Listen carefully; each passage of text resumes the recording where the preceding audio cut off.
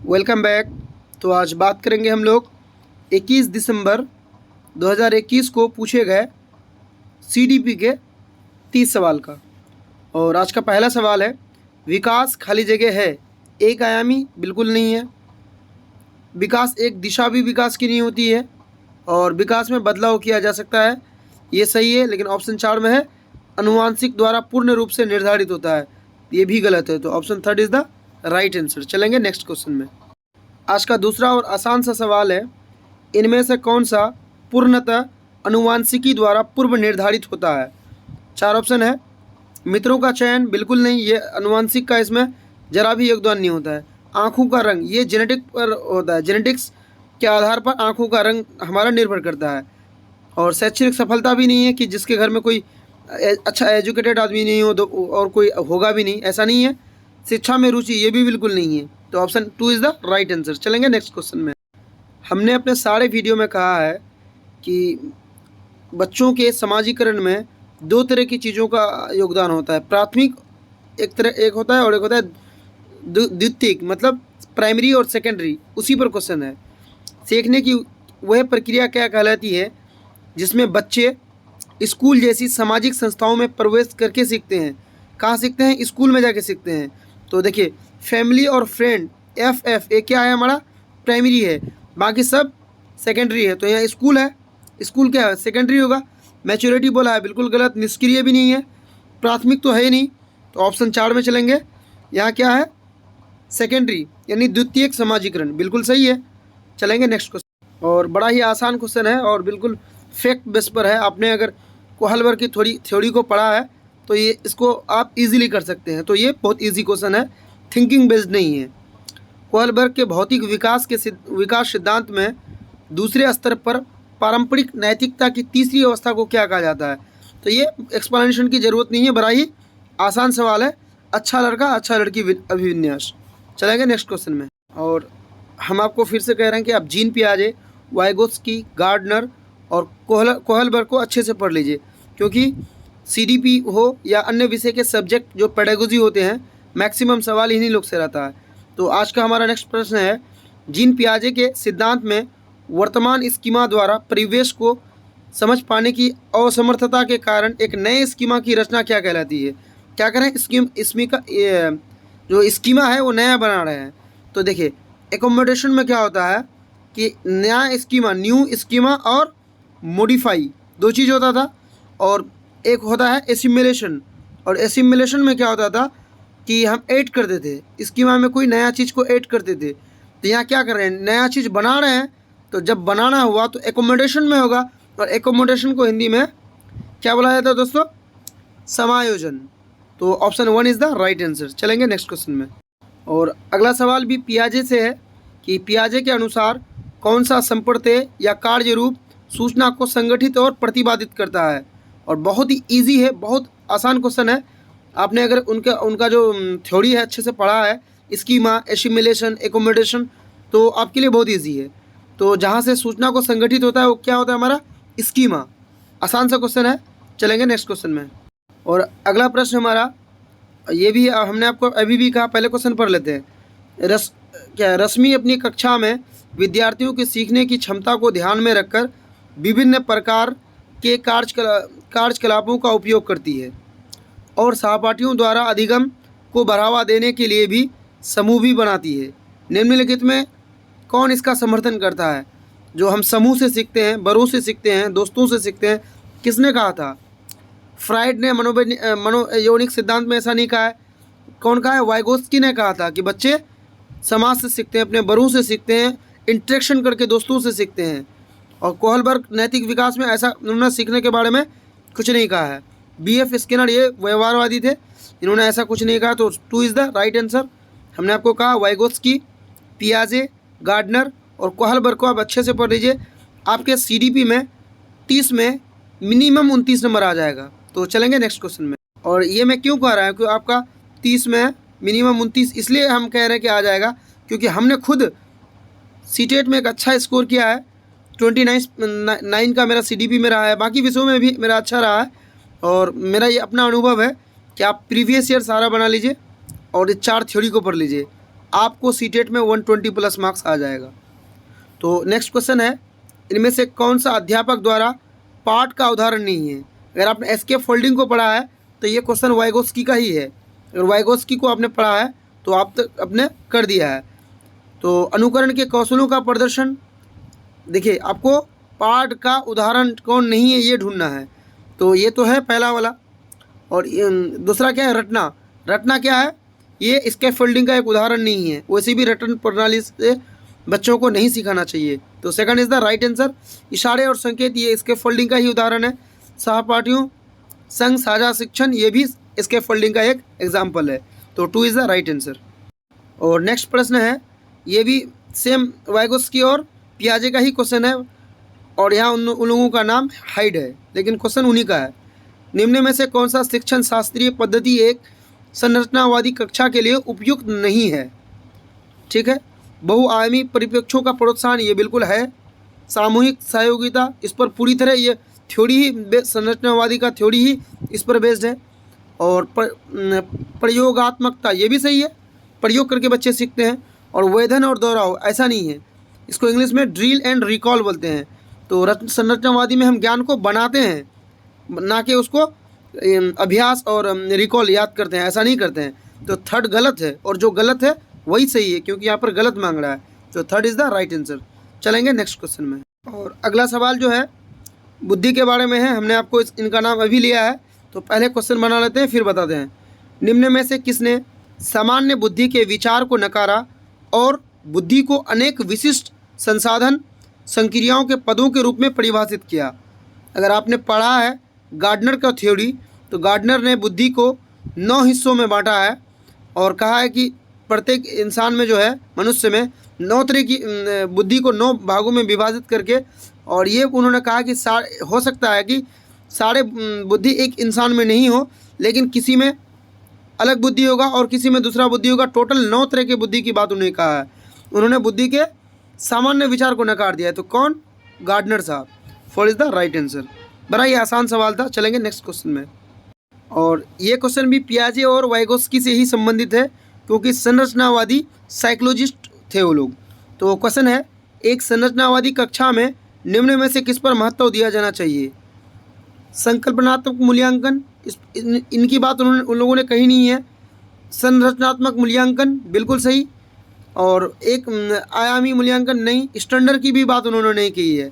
तो ऑप्शन कौन सा सही होगा? Second is the right answer. चलेंगे नेक्स्ट। आज का ये 12वां प्रश्न है और अब तक हमें लग रहा है कि 8 या 9 प्रश्न वाइगोस्की और पियाजे से आ चुका है, और अगला प्रश्न भी वाइगोस्की का ही है। वाइगोस्की के सिद्धांत के अनुसार निजी संवाद, जो प्राइवेट स्पेस था, वो क्या करता था। तो बच्चों में आत्मीय केंद्रीयता का घोतक है नहीं, ये किसने कहा है? पियाजे ने ऐसा बात कहा है। तो ये पियाजे के अनुसार सही है, लेकिन यहाँ हमको वाइगोस्की के अनुसार बनाना है, इसलिए ये गलत है। बच्चों के क्रियाकलापों और व्यवहार का अवरोधक है। बिल्कुल अवरोधक नहीं है।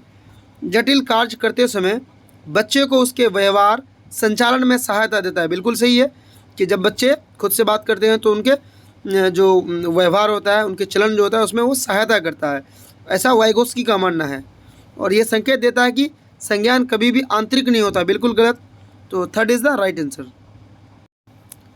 लड़कियों को गुलाबी कपड़ों और गुड़ियों से जोड़ा जाता है, लड़कों को नीले कपड़ों एवं कारों से जोड़ा जाता है। ये किसको दर्शाता है? तो ये क्या है कि एक तरह की हमारी सोच बना ली है हमने, एक धारणा लोगों के मन में आ गया है कि लड़कियों को ऐसा करना चाहिए, लड़कियों को वैसा करना चाहिए। तो ये क्या है? रूढ़िवादिता है। हमने सोच लिया है ऐसा, और जो सोच लिए, जो एक परंपरा जिसको हम लोग कहेंगे, वो रूढ़िवादिता होता है। और डिस्क्रिमिनेशन कौन सा होता है? यही अभी कोई टीचर होता या कोई आदमी होता और वो कहता कि नहीं, लड़कियों को गुलाबी कपड़े से खेलना चाहिए, लड़कों को कारों से खेलना चाहिए, तब वो क्या होता? जेंडर पक्षपात जिसको बोलेंगे, डिस्क्रिमिनेशन। यहाँ है पूर्व पर हम आधारित हैं, रूढ़िवादिता है। तो 4 इज़ द राइट आंसर। आज का हमारा 14वां प्रश्न है। कथन ए है, शिक्षा असफल हो जाती है जब बच्चों से ये अपेक्षा की जाती है कि वे प्राप्त ज्ञान को ज्यों का त्यों उत्पादित करें। ये बिल्कुल सही है। क्यों? क्योंकि इनका कहना है कि शिक्षा तब असफल हो जाती है जब हम बच्चों को ये कहें कि हम जैसा कहें तुम वापस वैसा सुनाओ। बच्चों को उनकी सोच के बारे में हम पता करना चाहिए, ना कि रटाना चाहिए कि जैसा हम लिखाए हैं वैसे ज्यों का त्यों जवाब दो। तो ये बिल्कुल सही कथन है। और 2 में है जानकारी का पुनः उत्पादन बच्चों के सीखने का अर्थपूर्ण घोतक है। ये बिल्कुल गलत है। ये कह रहा है कि जानकारी को ज्यों का त्यों अगर बता देगा तो एक अर्थपूर्ण होगा, मतलब एक फुल होगा। तो ये बिल्कुल गलत है। ए सही है परंतु आर गलत है। कहाँ है? ऑप्शन 3 में है। चलेंगे नेक्स्ट क्वेश्चन में। एक संरचनावादी कक्षा में अध्यापक और छात्रों की क्या भूमिका होती है? तो क्या भूमिका होती है? कक्षा में शिक्षक विद्यार्थी दोनों निष्क्रिय होते हैं, गलत। दोनों सक्रिय होते हैं। छात्र क्रियाशील हैं परंतु अध्यापक निष्क्रिय हैं, ये भी गलत है। अध्यापक और छात्र दोनों क्रियाशील हैं, जी ये है आंसर, कि दोनों क्या होते हैं? एक्टिव होते हैं। और दोनों एक्टिव होगा तभी हमारा जो अधिगम होगा वो सार्थक होगा। तो third is the right answer. और आज का नेक्स्ट प्रश्न है, एक कक्षा में अध्यापिका भिन्न जातियों के समूह वाले अधिगमकर्ताओं के लिए समावेशी वातावरण की रचना कर सकती है। तो एक शिक्षिका जो है वो इंक्लूसिव कक्षा का या वातावरण का रचना कैसे कर सकती है? अपनी उन अवधारणाओं और पूर्वग्रहों पर चिंतन करके जो बच्चों के शैक्षिक अनुभव को सीमित करता हो। बिल्कुल सही, कि जो उनके मन में मान लीजिए कि कोई एक अवधारणा बनी हुई है कि कोई जाति के बच्चे नहीं पढ़ पाते हैं या कोई जाति के बच्चे ज़्यादा तेज़ होते हैं, तो ऐसे में क्या करते हैं? उनको वो ऐसे अनुभव को सीमित कर देते हैं। तो सही है। और सेकंड में है, कक्षा में बच्चों के अनुभवों की विविधता को सम्मिलित करके। बिल्कुल सही है कि जितने भी बच्चे हैं सबकी जो एक्सपीरियंस को है, अनुभव को क्या करें? सम्मिलित करके। और ऑप्शन 3 में है, संस्था में समानता की मूल संस्कृति पर बल देकर। ये भी सही है कि सबको समानता होना चाहिए, सबको एक नज़र से देखना चाहिए। और 4 में है, छात्रों को प्रोत्साहित करके कि वो स्वयं को मानकीय पाठ्यक्रम मतलब स्टैंडर्ड कैरिकुलम के अनुकूल बना ले। ये गलत है। बच्चों को कैरिकुलम के अनुसार नहीं बनाना है, कैरिकुलम को बच्चों के अनुसार बनाना है। तो 1, 2 और 3 सही है, ऑप्शन ए में है। चलेंगे नेक्स्ट क्वेश्चन में। रमनीक की कक्षा में एक दृष्टिबाधित छात्र है, मतलब आँखों से कमज़ोर छात्र हैं। एक समावेशित कक्षा में इस संदर्भ में उसे निर्देशात्मक समायोजन करना चाहिए। किस तरह के कक्षा का आयोजन उन्हें करना चाहिए? एक बच्चा उसमें दृष्टिबाधित है। विविध प्रकार के दर्शनात्मक प्रस्तुतिकरण करना। बच्चे दृष्टिबाधित हैं तो बहुत से चीज़ दिखाने से कुछ नहीं होगा। मुद्रित पुस्तकें उपलब्ध कराकर, बिल्कुल गलत। जब बच्चे दृष्टिबाधित हैं तो कोई भी चीज़ें जिसमें फ़ोटो हो या मूर्त रूप से वो चीज़ें दिखाई दे तो बच्चे दृष्टिबाधित हो तो उनको कोई फ़ायदा नहीं होगा। त्रिविमीय नक्शे और चार्ट जैसे स्पर्शिक संसाधनों का प्रावधान करके, मतलब 3D चीज़ों को देखकर और ऐसी चीज़ जिसको छुआ जा सके। तो ये बिल्कुल सही है। और 4 में मुद्रा, छोटी मुद्रा और कार्यशीट प्रदान करके। ये भी गलत है। यहाँ पर कौन होगा? 3D वाला option. Option third is the right answer. Reena कक्षा में दी गई किसी भी समस्या को सुलझाने के लिए अलग अलग तरकीबों से बारे में सोचती है। ये निम्न में से किसका प्रतीक है? क्या करती है? एक ही समस्या को अलग अलग तरीके से सुलझाने की वो कोशिश करती है। तो ये किस प्रकार का उदाहरण है? ये डाइवर्जेंट थिंकिंग का उदाहरण है। डाइवर्जेंट, जिसको हम हिंदी में अपसारी बोला जाता है। तो डाइवर्जेंट और एक होता है कन्वर्जेंट, इसका जस्ट अपोजिट होता है। इनका एक वीडियो बना हुआ है, आप वहाँ से देख सकते हैं। तो चलेंगे नेक्स्ट क्वेश्चन में। और ये क्वेश्चन थोड़ा सा मतलब घुमाया है, इसलिए इस क्वेश्चन को अच्छे से पढ़ना है। राजू 61 के स्थान पर 16 लिखता है और बी और डी अक्षरों में अक्सर भ्रमित होता है। ये किस प्राथमिक लक्षण है? किसके प्राथमिक लक्षण है? तो क्या है, वो बच्चा जो है 61 को 16 लिखता है। तो इसमें आप डिस्ग्राफिया नहीं समझ लीजिए और आगे भी समझिए कि बी और डी अक्षरों में वो अक्सर भ्रमित हो जाता है, क्योंकि वो पढ़ता ही गलत है इसलिए लिखता है गलत है। 61 को 16 इसलिए लिखता है क्योंकि उनको लगता है पढ़ने के समय ही कि 6 दाहिने पार है, ना कि बाएं पार है। इकाई में वो 6 को समझ लेता है, तो वो पढ़ने में ही भ्रमित हो जाते हैं। इसको हम क्या बोलेंगे? डिसलेक्सिया। हिंदी में इसको पठन वैकल्य बोला जाता है। ऑप्शन ए होगा। यहाँ बहुत से बच्चे ऑप्शन डी लगाएंगे, नहीं, वो क्या करता है? बी और डी में भ्रमित हो जाता है इसलिए गलत लिखता है। वो ऐसा नहीं कहा है कि वो लिखने में उनको परेशानी हो रही है, ऐसा नहीं है। वो बी और डी 61 16 ऐसे अक्षरों में वो भ्रमित हो जाता है। तो पठन वैकल्य आंसर होगा। चलेंगे नेक्स्ट क्वेश्चन में। एक समावेशी कक्षा में विशेष बच्चों को किस प्रकार सहायता मिल सकती है? ऑप्शन ए में है कि व्यक्ति लक्ष्यों का निर्धारण, बिल्कुल सही है कि बच्चे का क्या होना चाहिए, एक गोल को निर्धारित कर देना चाहिए। तो ऑप्शन ए 1 नंबर कूट बिल्कुल सही है। दूसरा मतलब कॉम्पिटिटिव जो होता है, संस्कृति को बढ़ावा हम नहीं देते हैं क्लास में, प्रतिस्पर्धात्मक चीज़ों को हम बढ़ावा नहीं देते हैं, तो ये दो नहीं होगा। और सहयोगात्मक अधिगम, ये बिल्कुल सही है। इंक्लूसिव एजुकेशन में इंक्लूसिव जो क्लास होता है उसमें सहयोगात्मक अधिगम को ज़्यादा से ज़्यादा हम बढ़ावा देते हैं। मानकीकृत निर्देश मतलब स्टैंडर्ड जो निर्देश होता है ये भी नहीं करते हैं। तो ऑप्शन कौन सा सही होगा, 1,3। देखेंगे किस में है 1,3, एक में नहीं है, 2 में नहीं है, तो ऑप्शन 3 चेक करेंगे। ऑप्शन 3 में है 1,3, third is the right answer. चलेंगे नेक्स्ट। एक संरचनावादी परिप्रेक्ष्य में बच्चों को किस प्रकार समझा जाता है? और पहला ऑप्शन है निष्क्रिय प्राणी, तो ये बिल्कुल गलत है। छोटे वयस्कों के रूप में ये सही है। दुष्ट जीव के रूप में जिन्हें सभ्य बनाने की ज़रूरत है, ये बिल्कुल गलत है। अपने पर्यावरण को समझने की उत्सुकता के लिए, ये भी सही है। यहाँ 1 और 3 गलत है, 2 और 4 सही है। अब इसमें हम देखना है कि दोनों में बेस्ट कौन है, ज़्यादा बेहतर कौन है। तो संरचनावादी परिप्रेक्ष्य में बच्चे जो होता है वो सीखने के प्रति क्यूरियोसिटी बच्चे के अंदर होती है। छोटे बच्चे वह क्या होते हैं, छोटे वयस्कों के रूप में नहीं। यहाँ ऑप्शन बी में छोटे नन्हे वैज्ञानिक की बात पियाजे ने कहा है, तो ऑप्शन बी भी पूरी तरह गलत है। और option 4 is the right answer, क्योंकि हमने क्वेश्चन को वहाँ ऑप्शन को पढ़ने में थोड़ी सी मिस्टेक की, तो ऑप्शन बी गलत है। यहाँ पर ऑप्शन 4 बिल्कुल राइट आंसर है। अपने पर्यावरण को समझने की उत्सुकता के लिए बच्चे क्या होते हैं, संरचनावादी क्लास में बच्चे एक्टिव रूप से क्यूरियोसिटी बच्चे के अंदर होती है कुछ नया जानने की, तो 4 इज़ द राइट आंसर। और आज का हमारा दूसरा नेक्स्ट प्रश्न है, बच्चों की असफलता के संदर्भ में निम्न में से कौन सा कथन सही है? तो बच्चे फेल करते हैं, उसका क्या रीज़न है? बच्चे की असफलता का गुणरोपण हमेशा उनके आनुवंशिक दोषों को किया जा सकता है? बिल्कुल नहीं।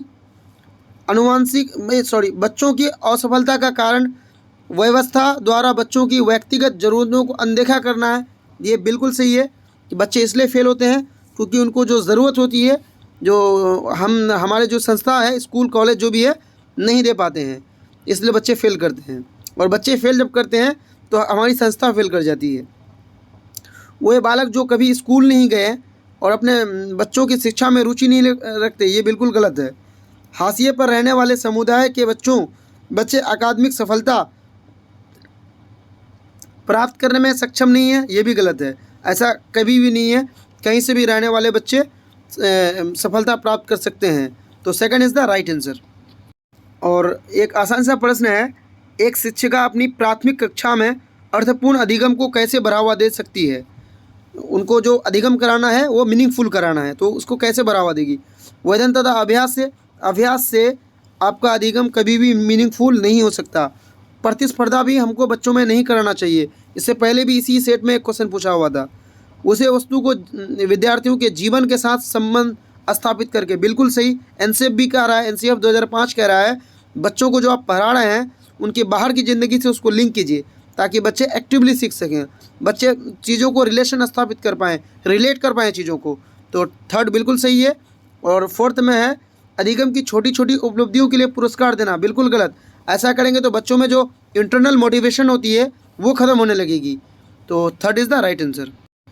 अनुपमा अपनी कक्षा में विज्ञान पढ़ाते हुए गणित के संप्रतियों के साथ संबंध बनाती है। इस प्रकार का शिक्षा शास्त्र किसका उदाहरण है? अधिगम का स्थानांतरण और अंत विषयात्मक अधिगम को बढ़ावा देता है, बिल्कुल सही है। ज्ञान के अर्जन में रुकावट उत्पन्न करेगा, नहीं।